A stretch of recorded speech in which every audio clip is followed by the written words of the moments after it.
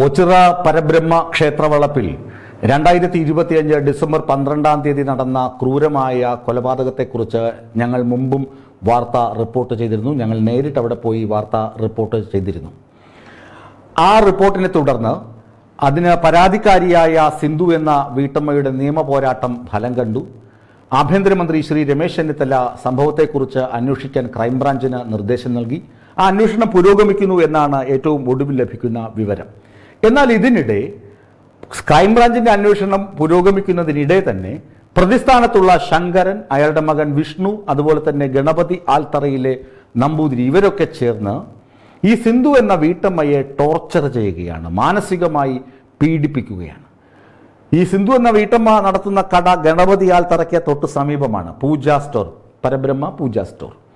ആ പൂജാ സ്റ്റോറിന്റെ മുന്നേ പോയി നിന്ന് അവരുടെ മുഖത്ത് നോക്കി തെറി വിളിക്കുക, മൊബൈൽ ഫോൺ കൊണ്ട് അകത്ത് നിൽക്കുന്ന അവരുടെ ഫോട്ടോ എടുക്കുക, അങ്ങനെ ചുരുക്കത്തിൽ അവരുടെ ഉപജീവന മാർഗം മുടക്കുക എന്നതാണ് ഈ ശങ്കരൻ്റെയും വിഷ്ണുവിൻ്റെയും ഈ പറയുന്ന നമ്പൂതിരിയുടെയും ഇപ്പോഴത്തെ പ്രധാന ഹോബി. പാവം സ്ത്രീയല്ലേ, വാർദ്ധക്യത്തോടടുത്ത ആ വീട്ടമ്മ എന്തു ചെയ്തു? ഇവരുടെ ഭീഷണിയും തെറിവിളിയും സഹിക്കവയ്യാതായപ്പോൾ കട പൂട്ടി നേരെ ഓച്ചിറ പോലീസ് സ്റ്റേഷനിൽ പോയി ഒരു പരാതി കൊടുത്തു. ഓച്ചിറ പോലീസ് നേരത്തെ പ്രസന്നകുമാറിൻ്റെ കേസിൽ എടുത്ത നടപടി എന്താണെന്ന് നമുക്കറിയാം. ഒന്നും മിണ്ടിയതുപോലുമില്ല.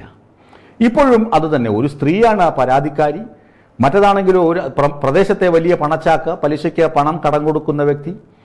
അപ്പോൾ അയാൾക്കെതിരെ പോലീസ് ചെറുവിരൽ പോലും അനക്കിയില്ല.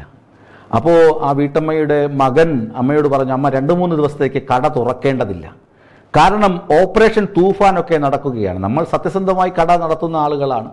പക്ഷേ ഈ പ്രതിസ്ഥാനത്തുള്ള ആളുകൾക്ക് എന്തു വേണമെങ്കിലും ചെയ്യാം.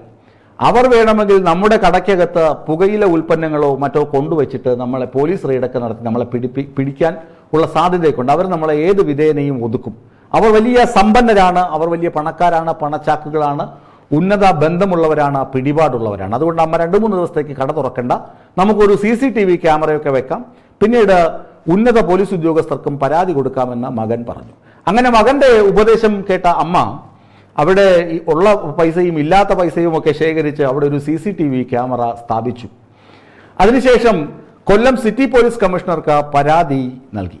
ആ പരാതി നൽകിയിട്ടും ഫലം ഇതുവരെ ഉണ്ടായില്ല. പോലീസ് അന്വേഷണം നടത്തുന്നുണ്ട്, വിളിപ്പിക്കും എന്നൊക്കെ പറയുന്നതല്ലാതെ ഈ ശങ്കരനും മകൻ വിഷ്ണുവും ഈ നമ്പൂതിരിയും പോലീസ് സ്റ്റേഷനിൽ വിളിക്കുകയോ ഇവരുടെ മൊഴിയെടുക്കുകയോ അവരെ താക്കീത് ചെയ്യുകയോ ചെയ്തിട്ടില്ല. പ്രസന്നകുമാറിന്റെ മരണം അന്വേഷിച്ചത് ഈ അടിപിടിയെക്കുറിച്ച് അന്വേഷിച്ചത് ഓച്ചിറ പോലീസും മരണം സംബന്ധിച്ച് റിപ്പോർട്ട് കൊടുത്തത് കായംകുളം പോലീസുമാണ്.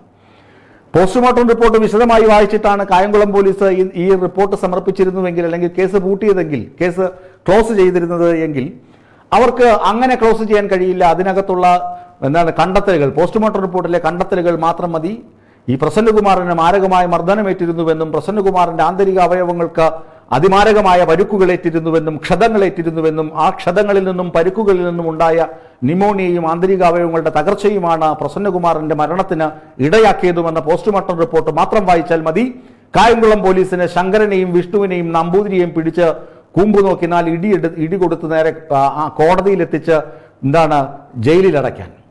ഇടി കൊടുക്കണമെന്ന് നിർബന്ധമൊന്നുമില്ല, അത് ഭംഗ്യന്തരേണ വന്നുപോയ പ്രയോഗമാണ്, ക്ഷമിക്കുക.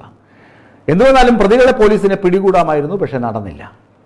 ഏതായാലും ക്രൈംബ്രാഞ്ച് അന്വേഷണം അക്കാര്യത്തിൽ പുരോഗമിക്കുന്നുണ്ട്. കേസിന്റെ സമഗ്രവശങ്ങളും പരിശോധിച്ച് ക്രൈംബ്രാഞ്ച് ഇക്കാര്യത്തിൽ കൃത്യമായ നിഗമനങ്ങളിലെത്തും.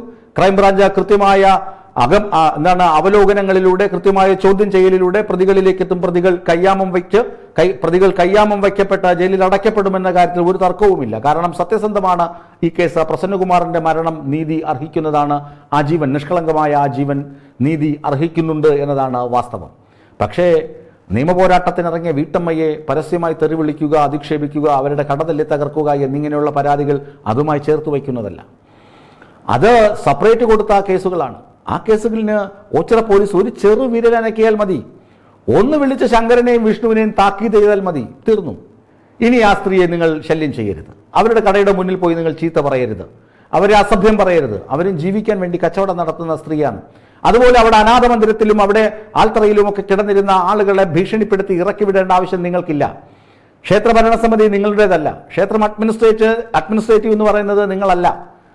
നിങ്ങൾ പണം പലിശയ്ക്ക് കൊടുത്തു, പക്ഷേ അവിടെ അഗതികളായി എത്തി ഒരു നേരത്തെ ആഹാരത്തിന് വേണ്ടി വയറുണക്കി കരളുണക്കി പൊരുവയിലെത്തിയിരിക്കുന്ന പ്രായമായ അമ്മമാരെ ചവിട്ടി പുറത്താക്കുകയല്ല നിങ്ങളുടെ രീതി. അവരേതെങ്കിലും ഒരു കേസിൽ സാക്ഷി പറഞ്ഞുവെങ്കിൽ പോലീസ് അന്വേഷിക്കും, ആ സാക്ഷിമൊഴി കോടതി രേഖപ്പെടുത്തി പിന്നെ വിചാരണ നടക്കും, അതിനുശേഷമല്ലേ ശിക്ഷയൊക്കെ വരുന്നത്. പക്ഷേ ആ മിണ്ടാപ്രാണികളെ പോലെ സാധുക്കളായ ആ മനുഷ്യരെ ചവിട്ടി പുറത്താക്കുന്നത് ശരിയായ നടപടിയല്ല എന്ന് ഓച്ചിറ പോലീസ് സ്റ്റേഷനിലെ ഒരു പോലീസുകാരൻ ഈ ശങ്കരനെയോ വിഷ്ണുവിനെയോ വിളിച്ചു പറഞ്ഞിരുന്നുവെങ്കിൽ ഇങ്ങനെ പ്രശ്നം നീണ്ടുപോകില്ലായിരുന്നു എന്നത് സുനിശ്ചിതമാണ്. ഏതായാലും സിന്ധു എന്ന വീട്ടമ്മയ്ക്ക് എല്ലാവിധ പിന്തുണയും എല്ലാവിധ ധൈര്യവും സംസ്ഥാന ആഭ്യന്തര വകുപ്പ് ഭരിക്കുന്ന ശ്രീ രമേശ് ചെന്നിത്തല വാഗ്ദാനം ചെയ്തിട്ടുണ്ട്. അദ്ദേഹം അന്വേഷണം ക്രൈംബ്രാഞ്ചിന് കൊടുത്തിട്ടുണ്ട്. കൊല്ലം സിറ്റി പോലീസ് കമ്മീഷണറും കാര്യമായി അന്വേഷിക്കുമെന്ന് ആ വീട്ടമ്മയോട് വിളിച്ചു പറഞ്ഞിട്ടുണ്ട് എന്നാണ് ഞാൻ മനസ്സിലാക്കുന്നത്. ഏതായാലും അമ്മ ധൈര്യമായിരിക്കുക. കേരളത്തിൽ പോലീസ് ഉണ്ട്. ഓച്ചിറയിലെ ചില പോലീസുകാർ ശങ്കരനും വിഷ്ണുവും പറയുന്നതേ കേൾക്കൂ എന്നുണ്ടെങ്കിൽ അതിനപ്പുറത്ത് ഉള്ള നല്ല പോലീസുകാരും കേരളത്തിലുണ്ട്. കേരള പോലീസ് അങ്ങനെ മികവുറ്റ ഒരു സേന തന്നെയാണ്. അതുകൊണ്ട് വീട്ടമ്മയായ സിന്ധുവിന് ധൈര്യമായി കച്ചവടം നടത്താം. കേരള പോലീസ് ഒപ്പം തന്നെ ഉണ്ടാകുമെന്ന് നമുക്ക് ആശിക്കുകയും ചെയ്യാം.